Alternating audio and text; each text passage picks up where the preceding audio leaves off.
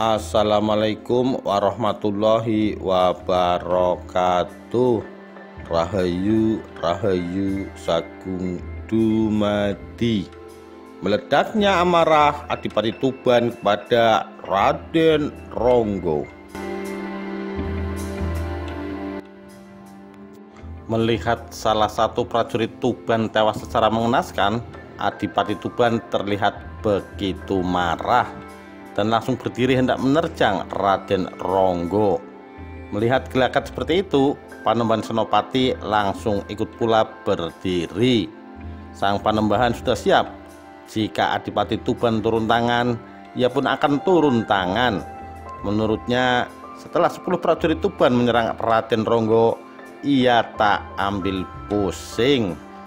Namun jika Adipati Tuban yang turun, ia akan menghajar Adipati yang pongah itu. Urusan anak dengan anak, bapak dengan bapak, begitu pikirnya. Panembahan Senopati begitu yakin jika sang Adipati maju, dalam beberapa jurus ia akan sanggup membungkam Adipati Tuban. Tidak hanya sang Panembahan yang bersiaga, namun kedua prajurit, baik prajurit Mataram dan Tuban, telah mengarahkan tombak dan pedang terhunus, siap untuk perang tanding. Melihat situasi yang tidak menguntungkan itu, Patih Mancanegara pun langsung berdiri dan menenangkan sang Adipati Tuban.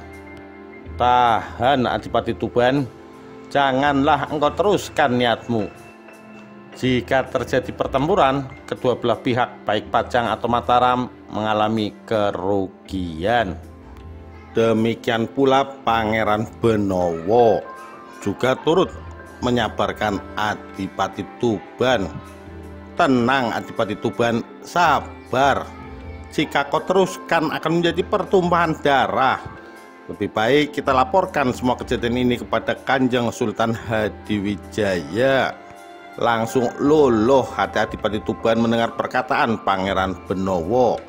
Namun ia masih muangkel dengan Raden Ronggo. Ia memplototkan matanya seolah berkata, "Awas kamu." Demikian pula Raden Ronggo tidak tampak sedikit pun gentar, balik memandang tajam seolah-olah berkata, "Majulah, saya nggak takut, tak kempruk ndasmu." Langsung Adipati Tuban ditemani oleh Pangeran Benowo dan Patih Mancanegara meninggalkan Balai Kademangan dan bergegas kembali ke Pajang. Saking buru-burunya dan pikiran sudah ruwet, sampai lupa pamit kepada sang Panembahan.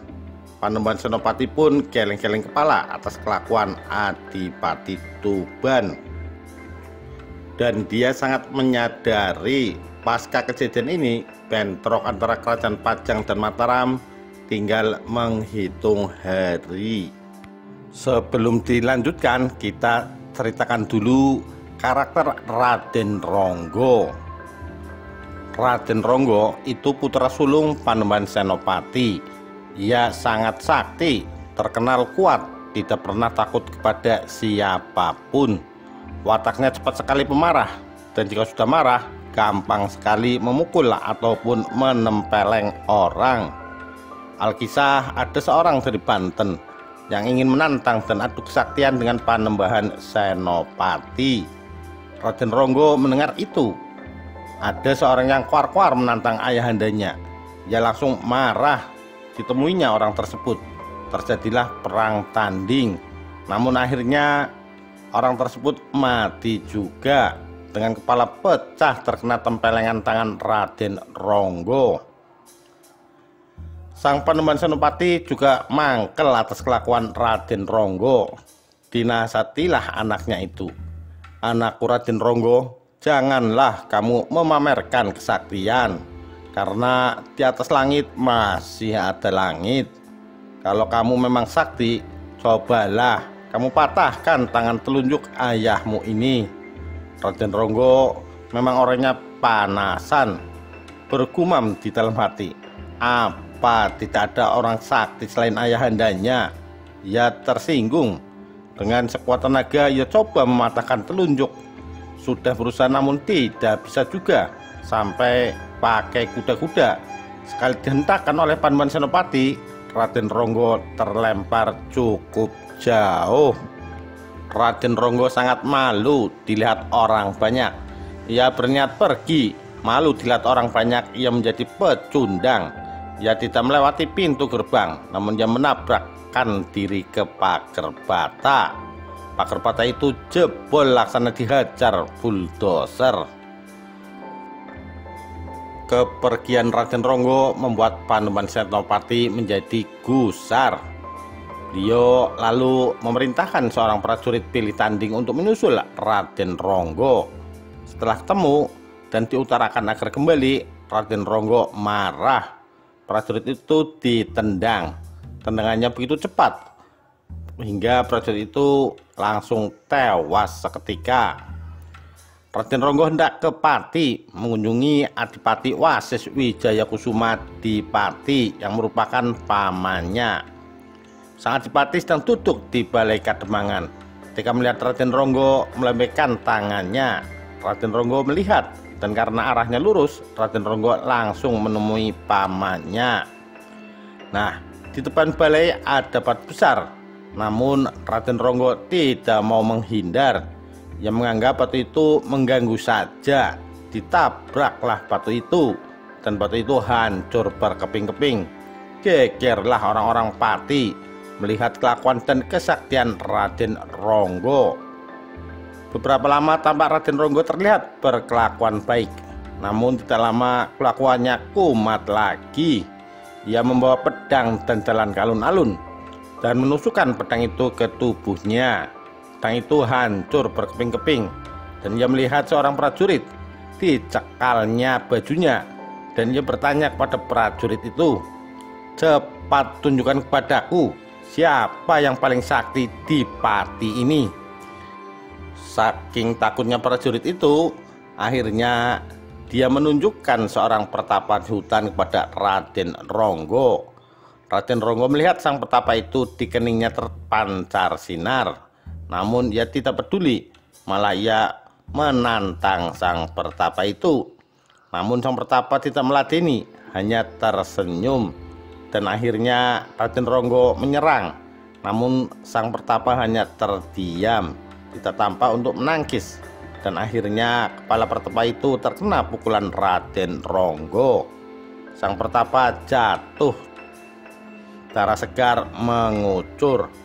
Sebelum meninggal, sang pertapa pun berkata, "Terima kasih, engkau telah menghantarkanku kepada Tuhan yang Maha Kuasa. Namun engkau perlu diberi pelajaran. Kelak engkau akan menemui kematian dibelit oleh seekor ular yang sangat besar."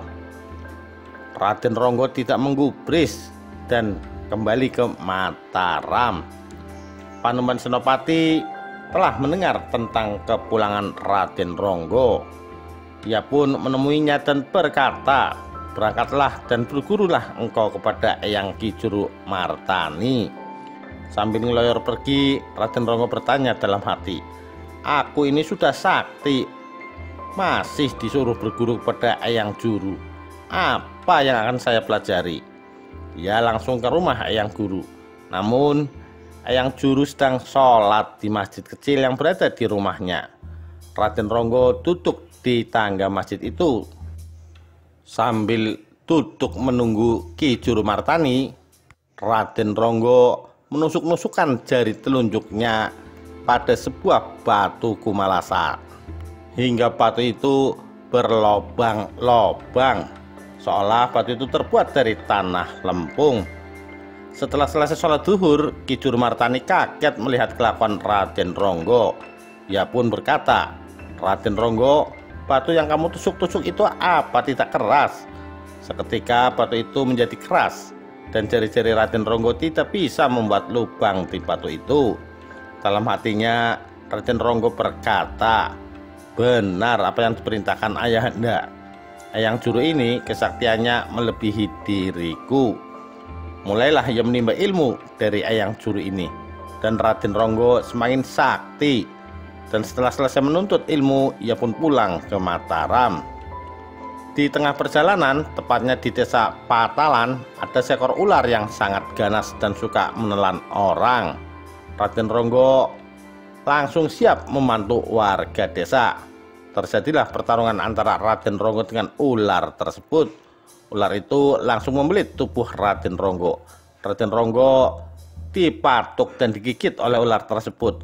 Raden Ronggo tidak peduli, dihajarnya ular tersebut, ditarik-tariknya ular besar itu. Akhirnya ular itu mati. Terus Raden Ronggo melanjutkan pulang ke Mataram. Sesampainya di rumah, ia pun jatuh sakit. Terlihat dari pengaruh bisa ular yang luar biasa tersebut.